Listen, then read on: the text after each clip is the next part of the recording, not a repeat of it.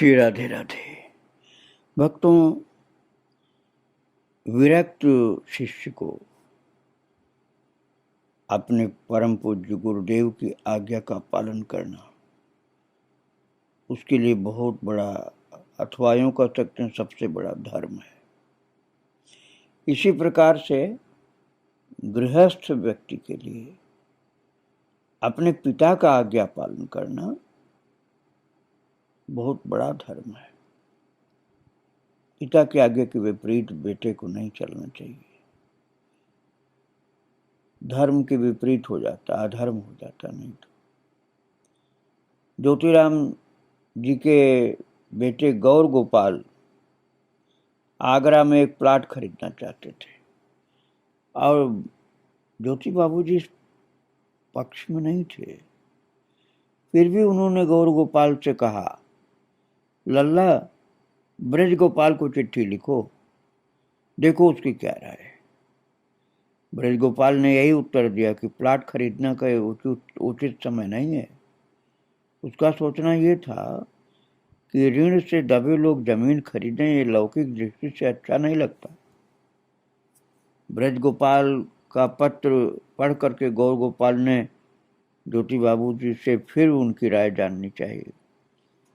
तो बाबूजी ने कहा, जो लल्ला का मत है वही मेरा मत है। इतने पर भी गौर गोपाल ने प्लाट खरीद लिया। इसके बाद गौर गोपाल की तबीयत खराब होने लगी। उसे बड़ी घबराहट हो जाती थी। चिकित्सा कराई पर कोई लाभ नहीं हुआ। अंत में जब वो बहुत परेशान हो गया तो एक दिन उसने ज्योति बाबू से पूछा कि इसका कारण क्या है। तब बाबूजी ने उसे एकांत में ले जाकर समझाया कि पितृ आज्ञा का उल्लंघन करने से बड़ा अपराध होता है। उन्होंने रामायण में ये दोहा भी सुनाया उसको, अनुचित उचित विचार बिनु, अनुचित उचित विचार बिनु जे पालहि पितु बैनु, ते भाजन शुभ सुजस के बसहि अमरपुर। अर्थात पिता की बात में उचित अनुचित नहीं देखना चाहिए। जो कि पिता की आज्ञा है वही धर्म है, उसका पालन करना चाहिए, तो उसका कल्याण सुखदायी होता है। तो गौर गोपाल ने अपने पिता ज्योति बाबू से क्षमा मांगी और हृदय से पश्चाताप किया। धीरे धीरे वो स्वस्थ हो गया बिना दवा के। अंत में वो प्लाट भी बेचना पड़ा जो पिताजी की आज्ञा के विपरीत खरीद लिया था। और मोहन जी का कहना है कि मैंने आगरा रहकर बीएड की परीक्षा सन 69 में पास की। तत्पश्चात मुझे हिंदू इंटर कॉलेज कोसी कला में अध्यापक के रूप में नियुक्ति मिल गई और 1970 की गर्मियों में मेरी शादी संपन्न हुई।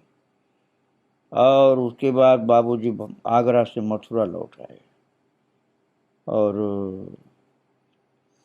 फिर वो कहते हैं कि बाबूजी प्रसाद पाने के बाद बाहर चबूतरे पर हाथ धो रहे थे और मोहन जल सेवा कर रहा था। उसी समय सफाई कर्मचारी की लड़की रोटी लेने के लिए आई। तो बाबूजी उससे बोले, लाली तेरा क्या नाम है? वो बोली, बाबूजी मेरा नाम सरोज है। ये सुन करके ज्योति बाबू ने अपने बेटे मोहन की ओर देखकर कहा, वही है। तो वो कहते, मेरी समझ में कुछ नहीं आएगा वही है क्या मतलब। उनसे कुछ पूछने का साहस भी नहीं हुआ। इस रहस्य का उद्घाटन हुआ करीब 3 वर्ष बाद,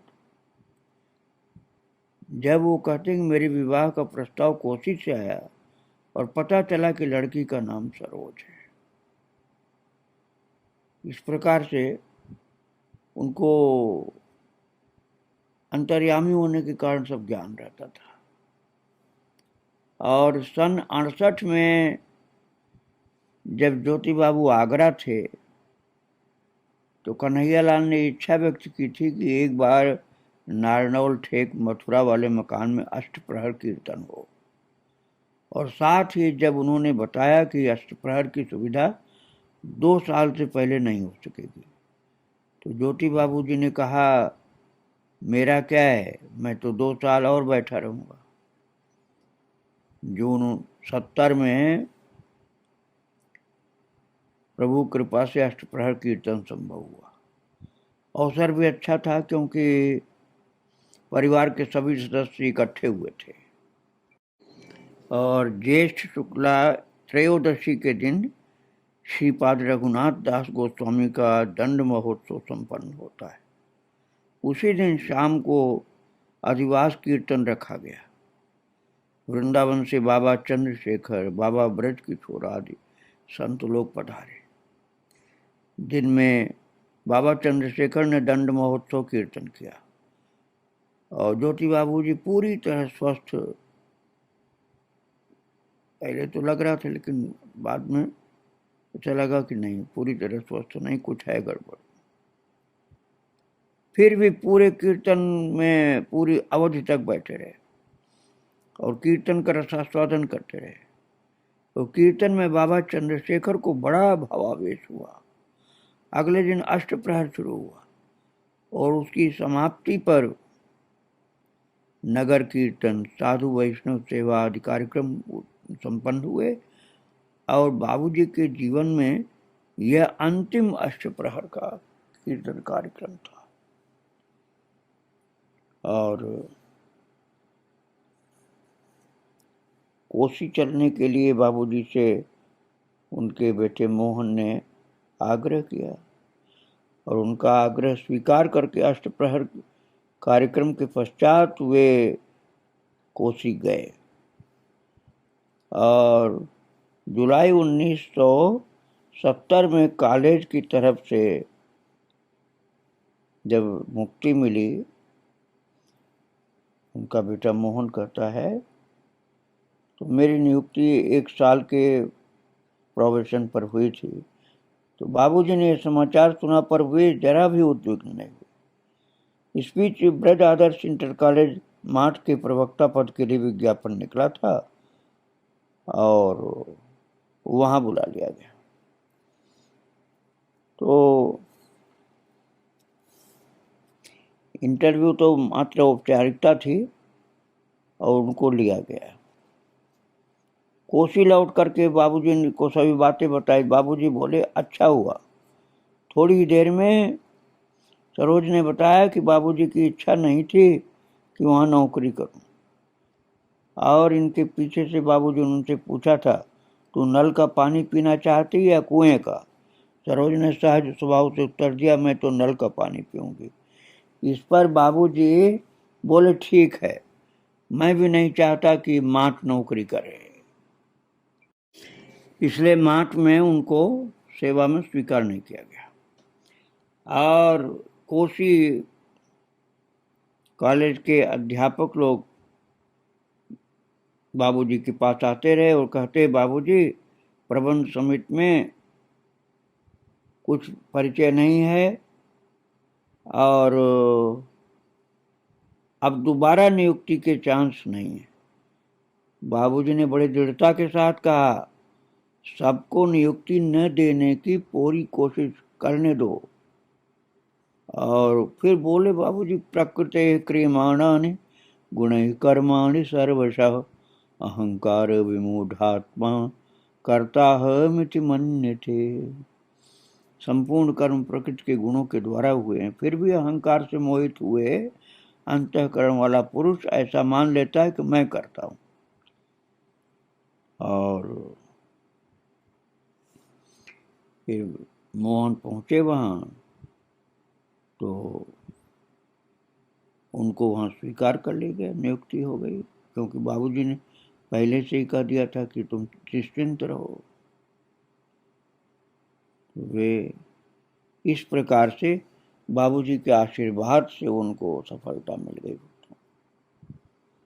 और दुर्गा पूजा पर ज्योति बाबूजी आग्रह करने लगे कि मुझे मथुरा ले चलो। तो तरह तरह से प्रयास किया गया कि वो कोसी में रुके रहें, पर वो माने नहीं। शुरू से ब्रज गोपाल आए हुए थे और फिर गाड़ी की व्यवस्था की गई। बाबूजी को ठेक नारनौल वाले मकान में मथुरा ले गए। मथुरा पहुंच करके उन्हें बड़ा सुख मिला। 13 अक्टूबर 1970 को दिन में लगभग 2 बजे उन्होंने आवाज दी, मोहन। तो मोहन पास में पहुंचे। मोहन बेटा उनका, बाबूजी ने बुलाया तो तुरंत पास में पहुंचा और उन्होंने कुछ नहीं कहा। फिर वास्तव में उन्होंने मोहन नाम भगवान का पुकारा था। बेटा ने समझा कि वे मुझको पुकारा। वो कितना ही पूछा बाबूजी क्यों पुकारे, वो कुछ ही बात का उत्तर नहीं दिया। और आखिर में वो मोहन अर्थात भगवान को पुकारे थे, बेटा को पुकारे नहीं थे। तो बेटा की बात को बिल्कुल सुना ही नहीं उन्होंने। और ये मोहन जोर से पुकारा था, जो बस ज्योति बाबू की यही अंतिम वाणी थी। और मोहन अर्थात भगवान के राज्य में प्रवेश कर गए। और मोहन फिर 1-2 बार और शब्द निकला, मोहन अर्थात भगवान को पुकारा था।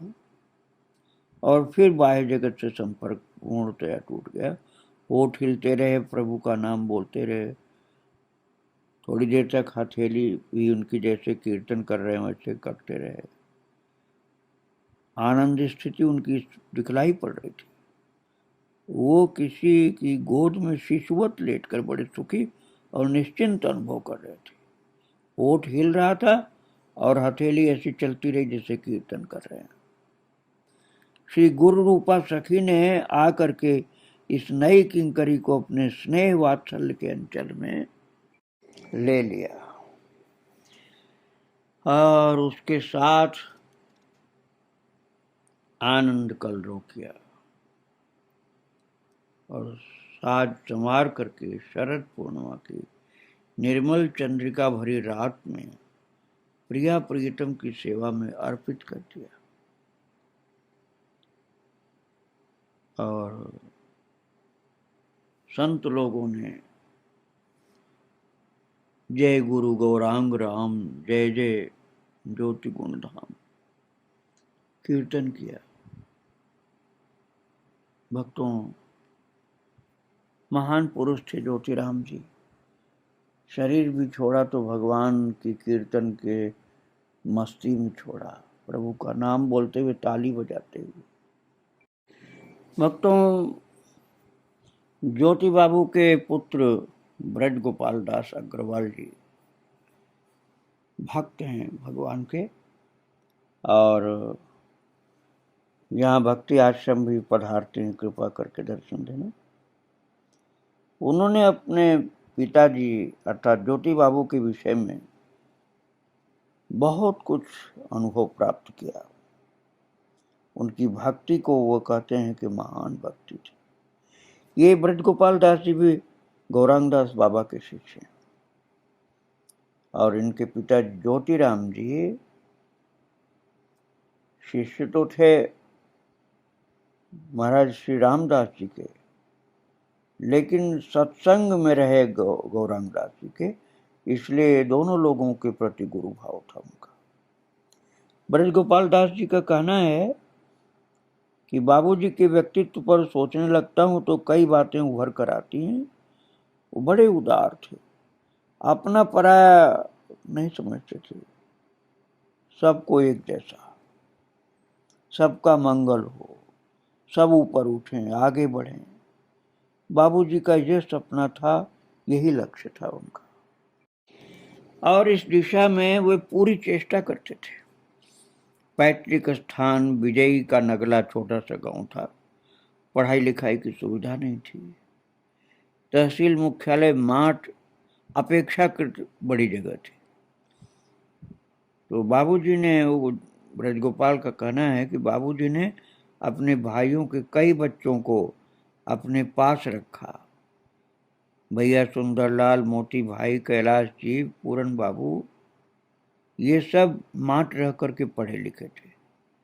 बाबूजी की इच्छा और चेष्टा के बावजूद सभी अपने अपने रुचि एवं योग्यता के अनुरूप नौकरी चाकरी से लगे, बैंक में, रेलवे में, कोई मिलिट्री आदि में। समाज में लोग ऐसा कहते हैं कि दूसरों के बच्चे के लिए कितना ही कीजिए बुराई मिलती, लेकिन ज्योति बाबू ने इस बात की कभी चिंता नहीं की कि बुराई होगी। वो तो सभी के सुख का, भविष्य के कल्याण का, हित का ख्याल करते थे। उनकी दृष्टि में यश अपयश का कोई महत्व नहीं था। उनकी दृष्टि थी मात्र बच्चों के भविष्य निर्माण पर, उनके सर्वांगीण विकास पर। एक भिन्न संदर्भ में उनके एक भाई ने उनके लिए टिप्पणी की थी, बड़े भगत और महात्मा बनते हैं और महाराज फांसी लगाकर मर जाने की धमकी दी थी और अदालत में मुकदमा दायर किया था। बाबूजी को ऐसी बातों से कोई फर्क नहीं पड़ता था। वे अधिक से अधिक ये कहकर कि अमुक मूर्ख है अलग हो जाते थे, बस इतने में बात खत्म कर देते और ईश्वर से प्रार्थना करते थे कि उसे सद्बुद्धि प्राप्त हो। वे दृढ़ रह करके करते वही थे जो उनका विवेक कहता था। और देखने में आया कि जब भी किसी ने उनकी इच्छा के विरुद्ध काम किया, उसे असफलता ही हाथ लगी, चाहे वो बच्चा हो चाहे बड़ा हो। ब्रजगोपाल दास जी का कहना है कि बड़े भैया श्री कन्हैया लाल और उनके एक मित्र साथ साथ खेले कूदे पढ़े लिखे थे, नौकरी भी साथ साथ लगी थी।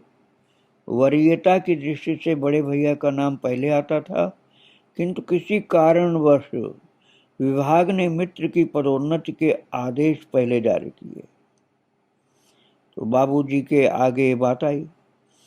लौकिक दृष्टि से इस गंभीर मामले में भी उन्होंने बड़ी उदारता दिखाई।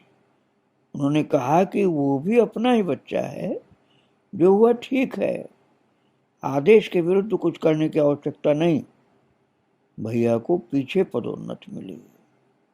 इतना उदार दिल था उनका। ब्रजगोपाल दास जी कहते हैं कि बाबूजी रात के समय प्राय दूध पीते थे। यदि किसी दिन कोई आगंतुक रात को हमारे यहाँ रुकता तो बाबूजी के लिए अकेले दूध पीना संभव नहीं था। हमारी माँ अवसर देखकर धीरे से कहती कि घर के भीतर आकर पी लीजिए, पर ये सब करना बाबूजी को कहाँ शोभा देता। आगंतुक को दूध न मिले और मैं पी लूं, ऐसा भी सोच भी नहीं सकते थे। होता ये कि फिर अपने दूध में से आधा अतिथि को दिलाते अथवा स्वयं भी दूध पिए बिना रह जाते। आतिथ्य का ऐसा आदर्श कम देखने को मिलता है। ये उनके उदार वैष्णव आचरण का प्रतिफलन था। वैष्णवोचित सिद्धांत का पूरी तरह पालन करते हुए वे सम्मान की चिंता न कर सदा दूसरों का मान आदर करते थे। और ब्रजगोपाल कहते हैं कि एक बार मैंने गंगा दयाल गली मथुरा वाले मकान में 2 कहानियां लिखी। दोनों ही माठ गांव के 2 परिचित जनों की को लेकर के थी। किसी तरह वे मोहन भाई के हाथ पड़ गईं। वे पढ़ते ही समझ गए कि कौन सी किस पर है, तो उन्होंने इनके विषय में बाबूजी को बताया। बाबूजी ने कहानियां देखी और ब्रजगोपाल कहते हैं मुझ पर बड़े क्रुद्ध हुए। मैंने कहा कि साहित्य में व्यंग एक विधा है और लेखक सुधार की दृष्टि से ऐसी चीजें खूब लिखते हैं। वे बोले हम लोगों को ऐसे लेखन और साहित्य की कोई आवश्यकता नहीं। तो यहाँ उन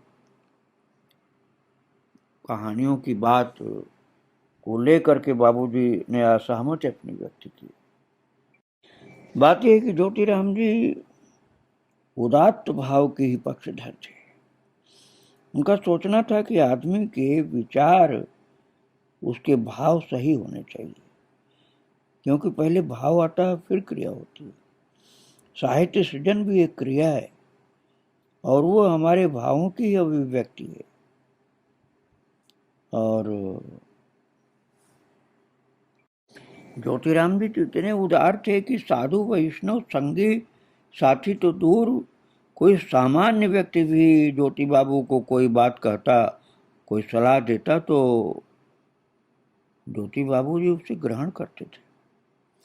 दूसरे को सम्मान देने का ही एक रूप था ये।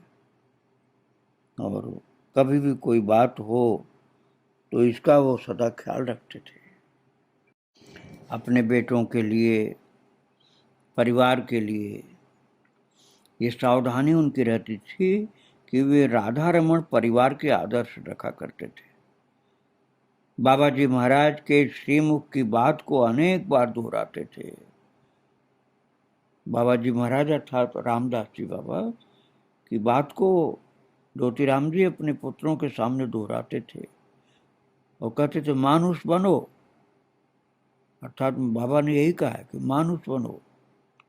वे चरित्र निर्माण पर बड़ा बल देते थे।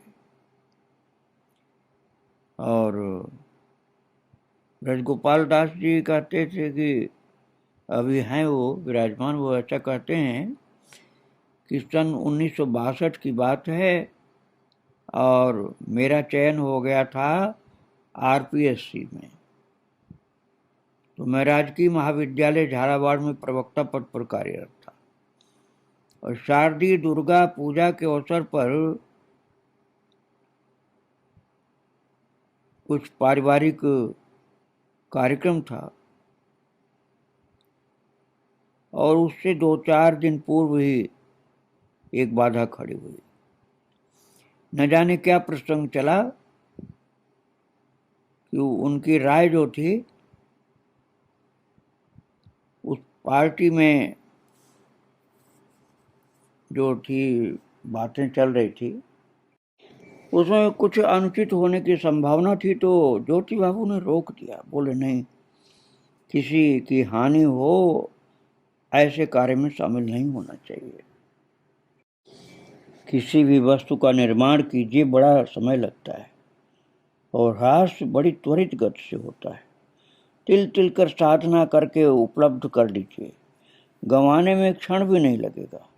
यही कारण था कि बाबूजी चरित्र निर्माण जैसे विषयों में बड़े सतर्क थे और उनकी परिपक्व धारणा थी कि बड़े बड़े साधु महापुरुषों की कृपा दृष्टि हम लोगों पर पड़ी है और हम भाग्यशाली हैं इसलिए कि उन्हें जब भी हमारी किसी भूल चूक का पता चलता तो वे तुरंत सावधान हो जाते।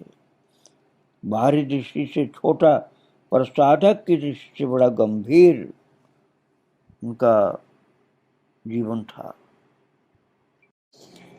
ब्रजगोपाल दास जी बताते हैं कि अधिकांश लोग नहीं जानते थे कि बाबूजी को श्रीपाद बाबा जी महाराज ने दीक्षा दे करके अंगीकार किया था। अर्थात रामदास जी ने स्वीकार किया था, कम लोग जानते हैं।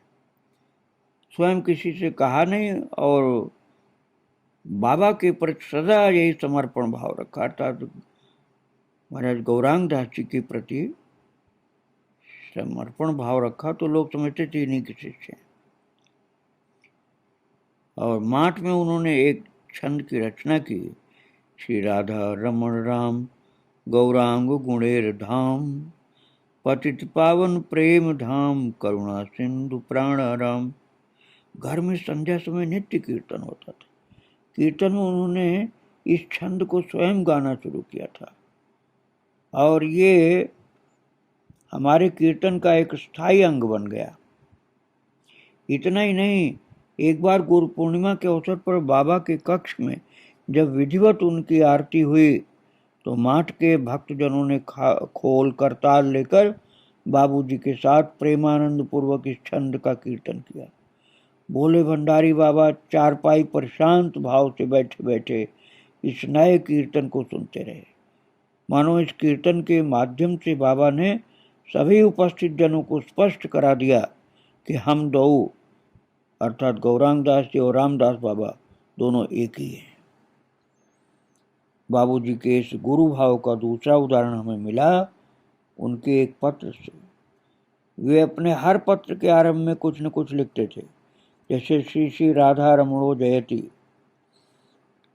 तो जय गुरु गौरांग राम, जय जय श्री राधा रमण। इस प्रकार से गुरुजनों के प्रति बहुत उनकी भावना ऊंची थी। इस बात की कोई संभावना नहीं थी कि यहाँ गौरांग का प्रयोग महाप्रभु के लिए किया गया। न इस बात की संभावना है कि बाबूजी पहले महाप्रभु का स्मरण पीछे नित्यानंद राम कहें। स्पष्ट है कि उन्होंने बाबा गौरांग और बाबा जी महाराज रामदास दोनों को गुरु रूप में एक आसन पर विराजमान किया। ब्रज गोपाल दास जी का कहना है कि बाबूजी अर्थात ज्योति बाबूजी की आंतरिक शक्ति का प्रभाव था कि उन्होंने जो चाहा वही हुआ। वो मन में उनके जो आ जाता था वो कार्य हुए बिना नहीं रहता था। वास्तव में वो संतों के बहुत प्रेमी थे। संतों के माध्यम से कीर्तन करते हुए भगवान से जुड़े रहते थे। कीर्तन भी सिद्ध था और कीर्तन के माध्यम से प्रभु के प्रेम से भरपूर रहते थे। गुरु भक्त थे और भगवत भक्त भी थे, और अपनी भगवत भक्ति के प्रताप से उन्होंने अपने सब पुत्रों को भक्त बना दिया। उनके पुत्र लोग आज भी ज्योतिराम जी के पद चिन्हों पर चल रहे हैं। उन सब की बात तो हम कहाँ तक सुना पाएंगे। जहाँ तक संभव हुआ मैंने ज्योतिराम जी का चरित्र आपको सुनाया। उनके चरित्र को उनके गुरुदेव के चरणों में अर्पण कर रहा हूँ। श्री राधे राधे, जय श्री राधे।